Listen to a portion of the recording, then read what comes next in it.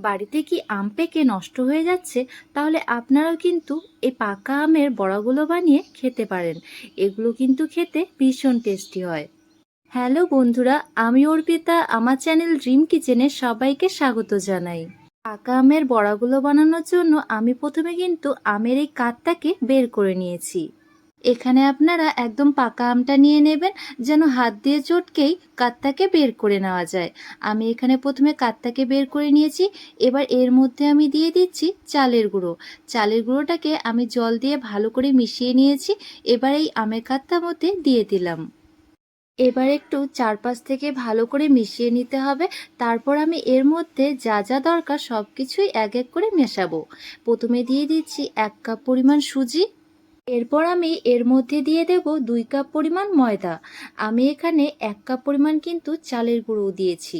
ময়দাগুলো দেওয়ার পর এবার আমি এর মধ্যে দিয়ে দেব 1 কাপ পরিমাণ চিনি। আমটা যদি খুব বেশি মিষ্টি হয়ে থাকে তাহলে কিন্তু আপনারা তবে টক আমের ক্ষেত্রে একটুখানি চিনিটা বেশি পরিমাণে দিয়ে দেবেন, নয়তো খুব বেশি টক লাগবে আর খেতে ভালো লাগবে না। কিছু উপকরণই আমি দিয়ে দিয়েছি, আর 1 চিমটি দিয়ে দিয়েছি লবণ। এবার সবগুলোকে খুব ভালো করে হাতের সাহায্যে কিন্তু মিশিয়ে নিতে হবে।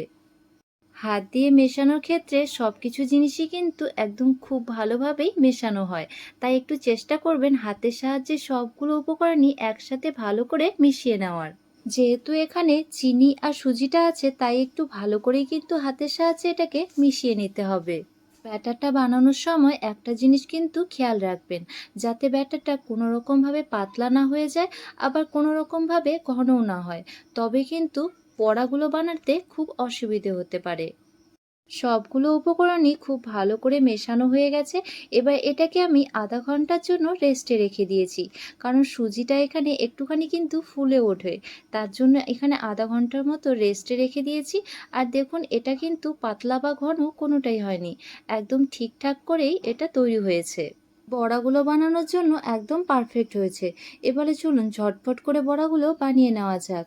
আমি এখানে কড়াইয়ের মধ্যে তেল বসিয়ে দিয়েছি, আর তেলটা বেশ ভালোভাবেই কিন্তু গরম হয়ে এসছে। এবার এই হাতার সাহায্যে আমি ছোট ছোট আকারে এভাবে তেলের মধ্যে দিয়ে দিচ্ছি।